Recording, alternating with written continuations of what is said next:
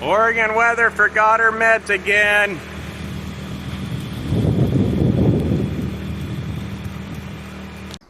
Good morning. And at Harts Ford Ranch.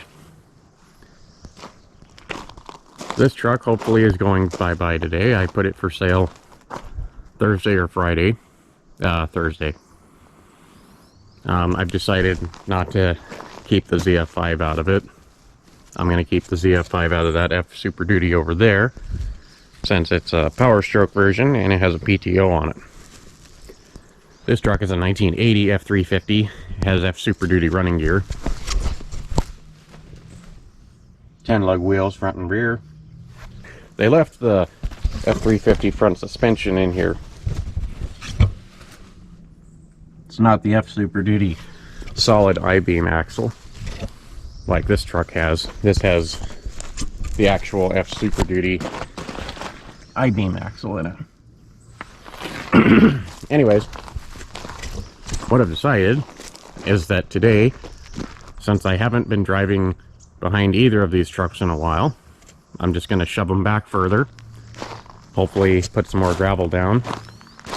Well, this one I'm actually going to drag outward. Make it easier to load up on the trailer. This one I'm going to shove back about another 10 feet or so. And move all this crap. Maybe fill the garbage trailer up with some scrap iron. I really don't know what to do with this bed. My neighbor wanted to buy it and then sold his truck, so there's actually no purpose in keeping it at this point. I should either make it into a trailer or sell it. It's kind of odd though. This one's a 10-foot bed, but it has 37-inch frame rails. Commercial trucks have 34 or 34.5-inch frame rails. Regular pickup trucks, they have 37 or 37.5-inch frame rails. It's probably 34 and 37. I don't think it's the half-inch thing.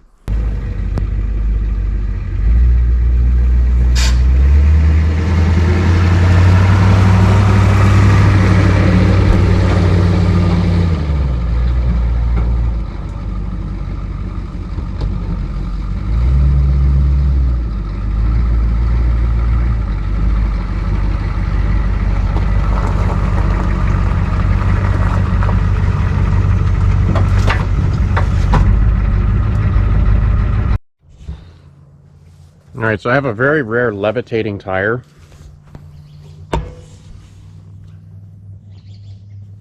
That's a rare option on these Fords. Anyway, I've got the rear tire, the rear inner tire, pretty full. I didn't have a tire gauge with me. I'll check it in a minute. The other thing I thought about was these front tires probably needed air as well. I think the driver's side might be okay. This one was definitely low. The rear end doesn't actually have to have that much PSI in the tire because there's very little weight back there. The front of this truck, however, has almost 1,000 pounds worth of engine and transmission, not including any of the cab or the bumper or anything like that. So there's a lot of weight here, and that will really cause a lot of drag if your tire is low. If I was running this truck on the road, I'd probably have it at 70 to 80 PSI. All the time. In the yard, it probably wouldn't hurt to be like that on the front axle, just tugging it around, because it'll create less drag when you're tugging it. On the flip side of that, if I was driving this truck around the yard and it was four-wheel drive, I would have the tire down to about 20-25 PSI so that it will grip into the ground. So what I'm going to do is keep on filling this air tank, since I'm 15 feet short. Darn it. And I'm going to get these tires up to 80 PSI probably. Maybe not quite that much. Yeah, I'm at 42 right now, and I put a fair amount in it. So it was probably at 30, 35, which for trying to tow it around in the yard, in the mud, bad idea.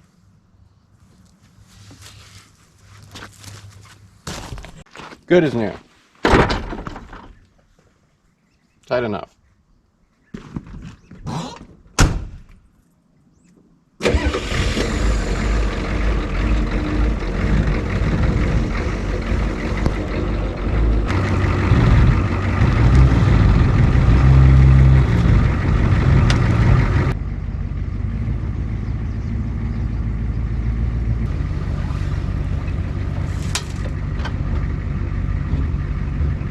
extra, extra, super duper heavy duty wheel chocks.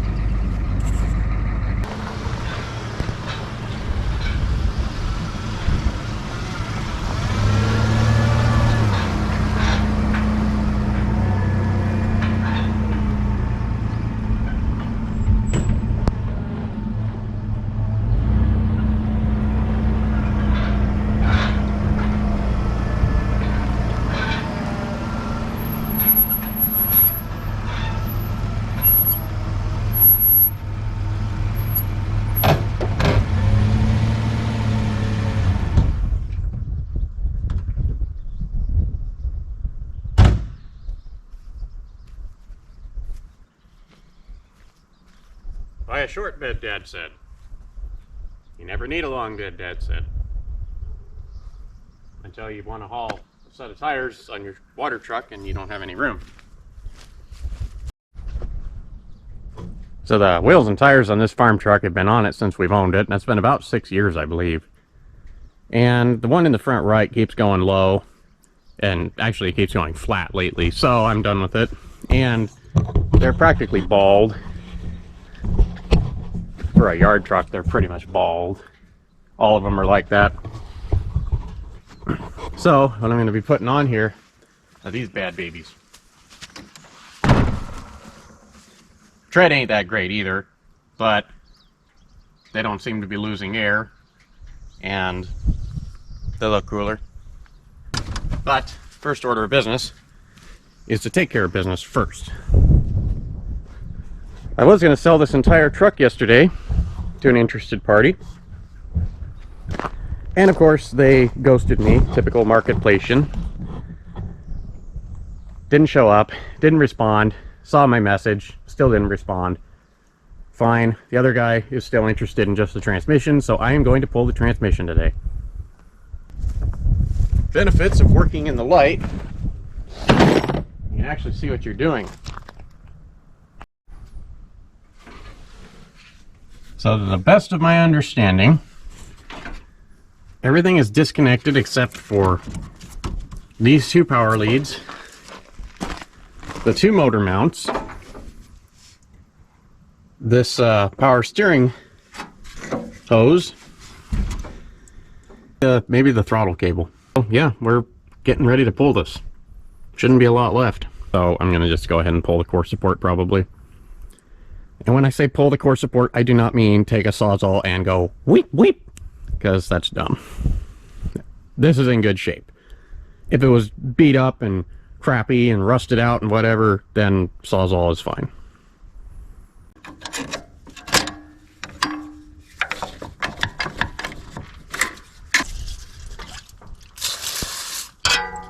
I'll come back to that later.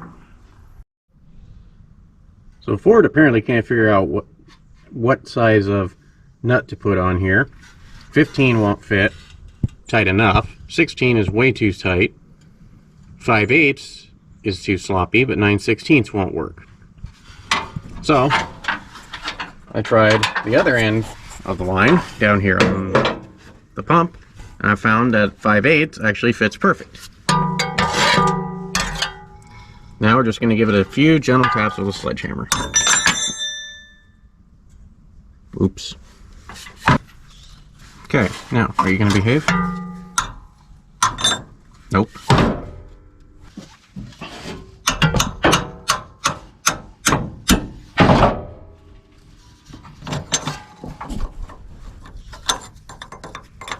Apparently works better when you hold it and tap it. All gooder. And now it'll keep this part of the engine from rusting.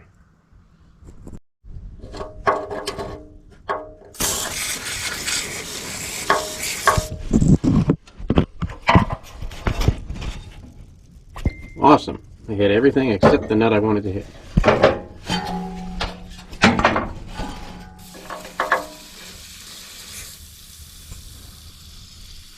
Now I think I got it. This one's slightly more secluded.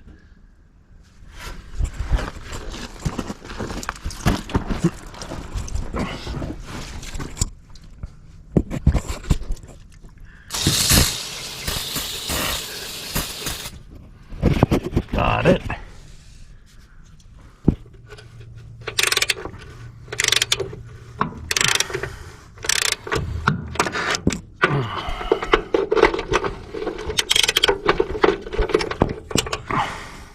Maybe I should not be videoing this. Thankfully, I was able to get to these with the impact gun, so they just zipped off of there. If this is not bolted on very good, I haven't really looked that hard.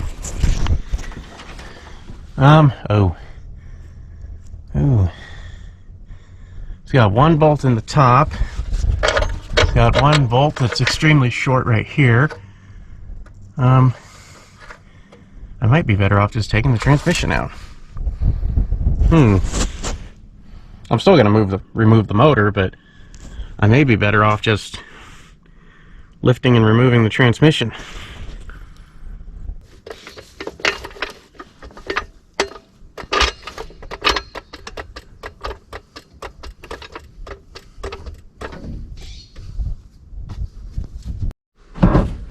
Okay, so they're 3/4 of an inch. That was less than 3/4 tight.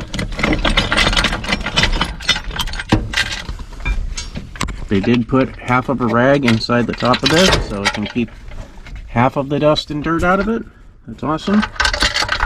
I got another chain binder. That's really cool. I guess I'm gonna have to throw it out of the way until later. Make sure to get a extension that actually holds the socket. This other one is missing everything to hold the socket on.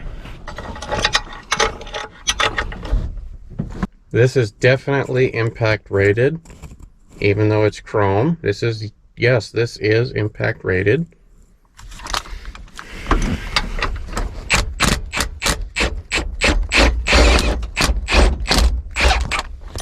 Oh! Why didn't I see that coming? Whee! It's free. Glad that didn't fall down in the transmission. Alrighty. Free to leave. Okay, last hiccup, I do believe. Both of the engine pulling mounts are on the passenger side of this engine. So what I'm going to do is remove this one and mount it here where it's supposed to be. Okay, got the engine lift bracket mounted in the proper spot, and I may just keep this engine now because I just found something really cool. Can't make out the name yet, but maybe Franklin Products. Kind of looks like NKIN, but I'm not sure. Anyways, awarded something engine remanufacturer of the year. So this engine's been remanufactured at some point, so hopefully it's got lower miles. No idea, of course, but I'm really hopeful this thing's going to run good. And if it does sound like it runs good, I'm going to hang on to it. Well, it's a good thing that I brought my metrics with, because these are 10 millimeters.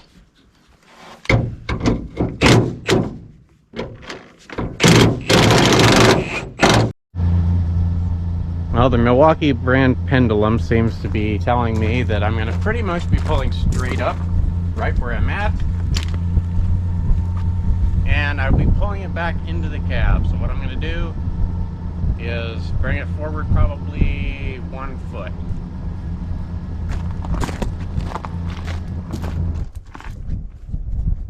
Oh yeah, that'll be perfect. If I have to, I'll just push it back. All right. Now, I have to find my chain, my super duper extra long freaking chain. I don't know why I made it this long. I should have cut it in half. Oh well. This has 2 ratchet strap ends on it. Ratchet straps were bent or no good, so I left a little bit of tail. And these were from the Husky brand 1,000-pounders. So the hook itself is plenty strong for just for just lifting the engine. Now, if you put too much strain on it and it's stuck and still bolted to the frame somehow or whatever, you missed a bolt, then I wouldn't recommend reefing on it too hard. It's just a ratchet strap.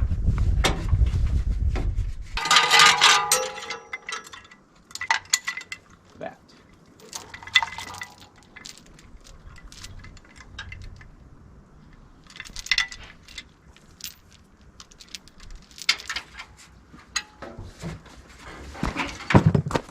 Now, unlike my last one, I have to lift a little bit at a time and make sure those hooks stay in the bracket.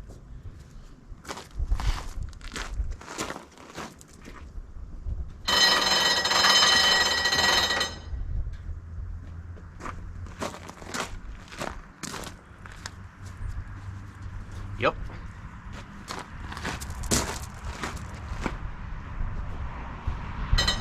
Darn nabbit.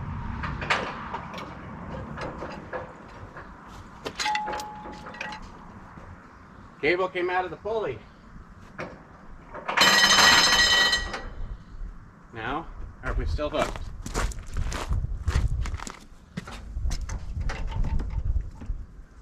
Good enough. I actually should bend these hooks a little bit more so they're more like that instead of like that, where they're a little rounded.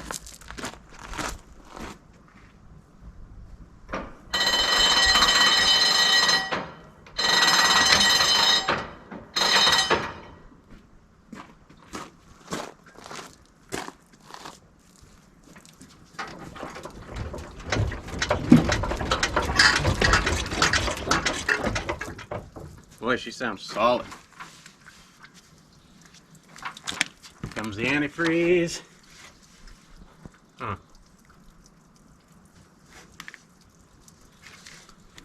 Well, I took the engine mounting bolts out.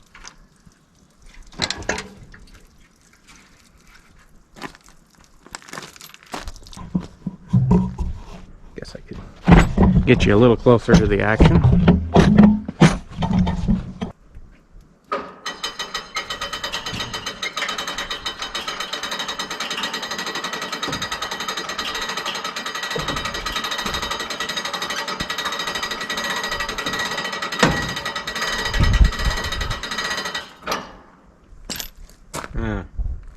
The cable bracket's bending. Well, she was caught on something. But I guess now she's free. Okay. Woohoo!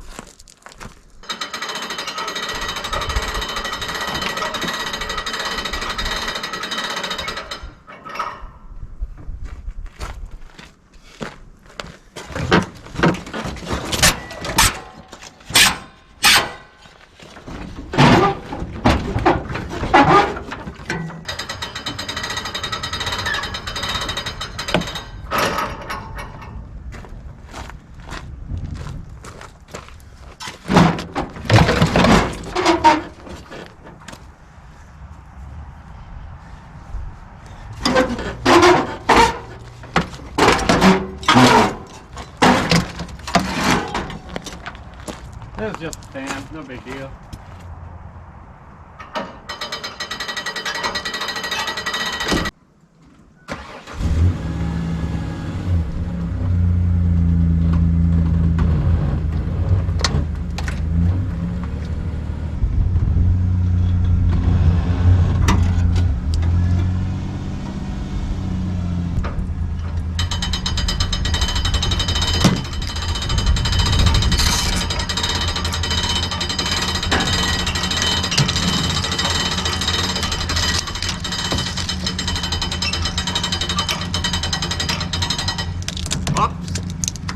That's what I get for not looking, huh? Dummy. Now, thankfully it's just zipped high.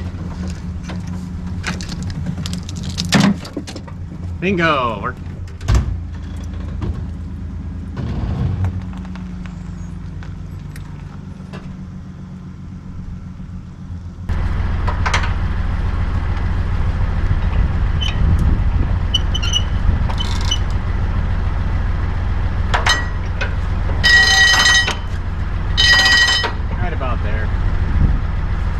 can tote it around and not be quite as top heavy because the engine's lower to the ground. Still gonna need to have just enough room to not hit my hilly yard and bang up the oil pan or anything else.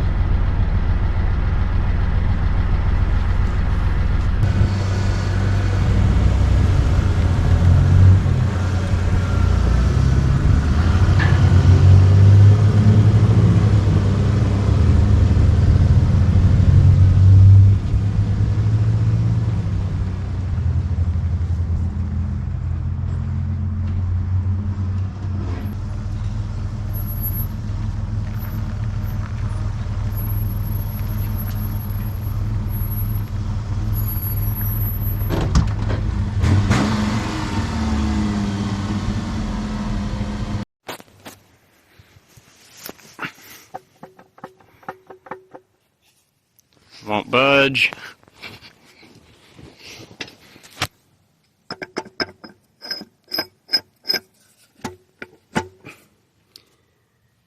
Well, it's not snapped off like my last transmission was, but it's held in there by probably that seal, and that's it.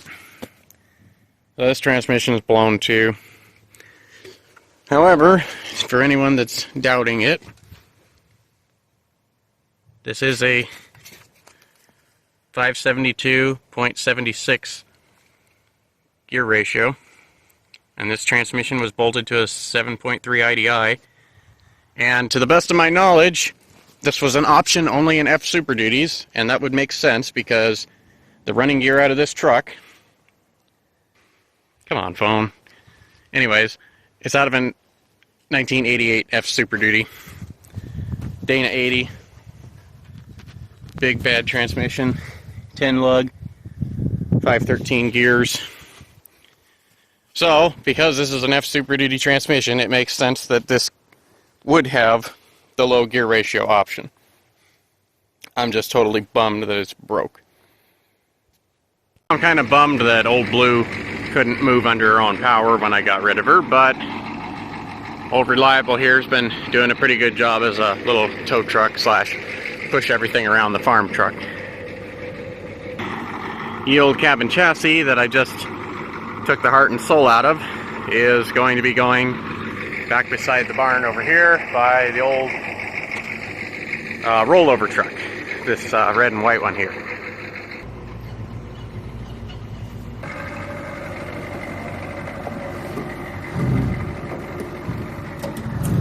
Okay, so unfortunately this truck doesn't work as good when there's no bumper on the tow vehicle, on the load. So my frame of this junker is basically behind the bumper now. So what I'm going to do is I'm going to cut the truck hard right, back up, and that should also push this truck away. What it'll do is it'll push this truck away and it'll make this truck go like this. So hopefully I won't be all caught up, and hopefully I've not scratched up my truck too much like an idiot. I see that the frame just pushed the tire right out of the way. That sucks.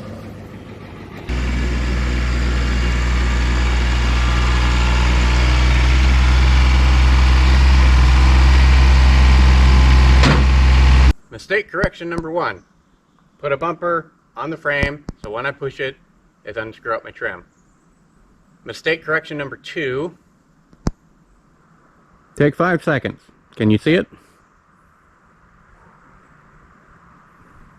No?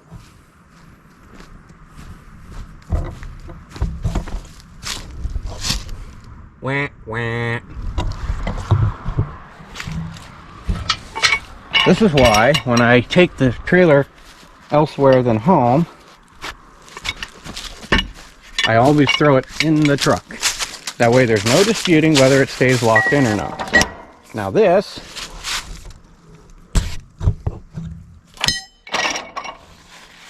one, it's locked. You have to pull this tab to release it. This one, the tab doesn't work.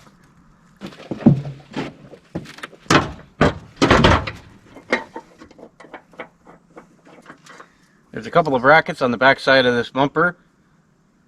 This slides through the bracket, and then there's 2 Well, what there is, here, let me just show you.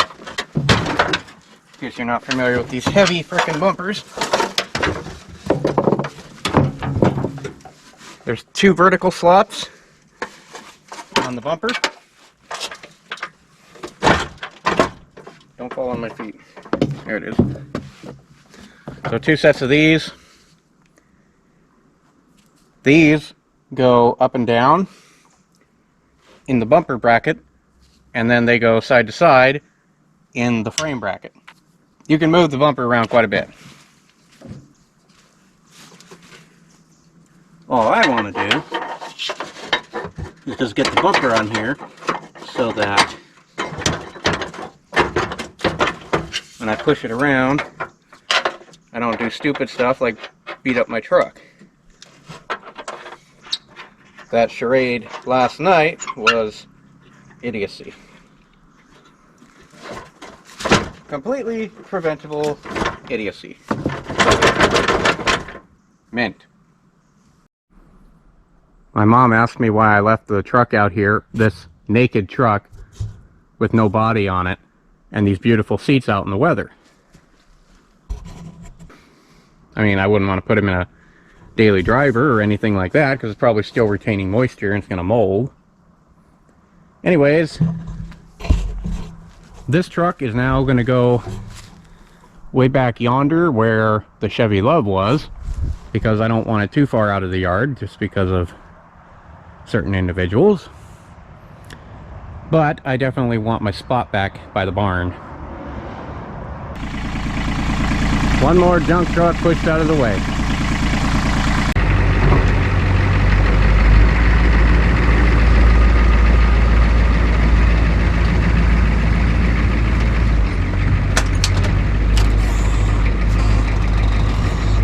Well, I cleared the F-350 right there, but I did not clear my tripod.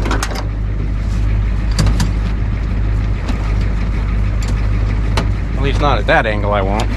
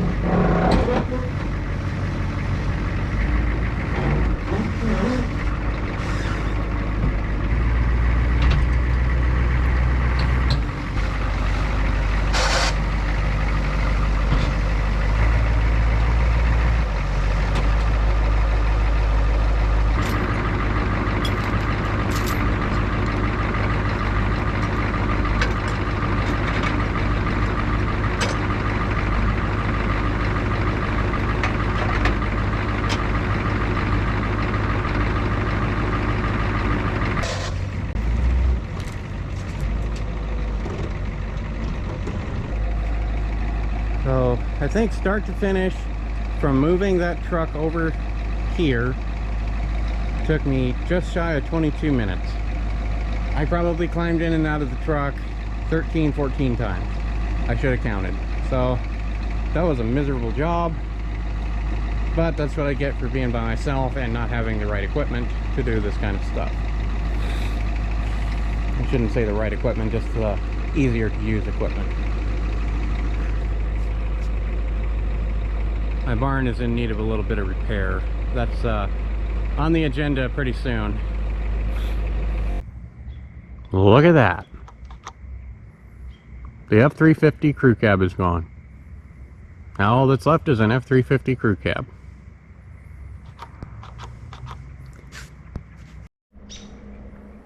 I think I just missed the monsoon. It's touching down in the hills not too far away from me, and those clouds look kind of gnarly. But blue sky over here, and a lot of clear sky. Oh, we got lots of clear sky. Yep. At one point we were supposed to have 3 inches of rain in one day. Thank God we skipped that. So the 1980 F350, it's pretty much gutted. I haven't taken all the parts off it yet. I'm going to take a few more parts off it, but not a lot. It can go by.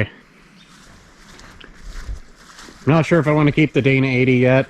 I might just put the whole truck up for sale whole again. Maybe after I get my new toy here and haul it away. New toy will be coming up in a future video. That's where I have the engines stored out of the weather for the moment. So this engine grenaded itself. Also, it has the bracket to hold the starter to the engine without the transmission being mounted to it. I don't know if I have allergies or what. Maybe my nasal passages just doesn't like the YouTubing or something. This engine will make good parts. Hopefully the heads are good. Exhaust manifold, let's see. Both of these exhaust manifolds, yes, these are the good ones. This engine over here has a broken passenger exhaust manifold. This is the engine out of that 80 F350. Dang it. It's in complete shape as far as I know. Everything looked usable on it. Except for the passenger manifold, as I mentioned, that's busted. Driver's manifold looks fine. So hopefully this engine will be a good runner. Also, this is the one that's remanufactured. That's awesome. I freaking love this light. Now the house is looking pretty good. The tree's looking pretty good. All the buds are starting to come in. Another month or so and it should be blooming real nice. I think it's another month. Grass will need cut pretty soon, but I'm gonna do some landscaping work here because it's sunken and hilly and dives and this and that and the other. I'm gonna make it nice and flat, make it a usable and prettier front yard. Well, that's pretty much the summary video I wanted to do, just to wrap up the end of the video or videos that I was in the middle of.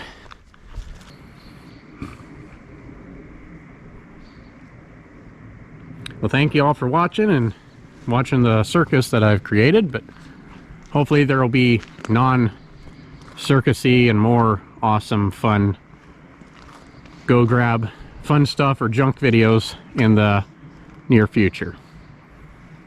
Thanks for subscribing and thanks for watching. Y'all have a great week.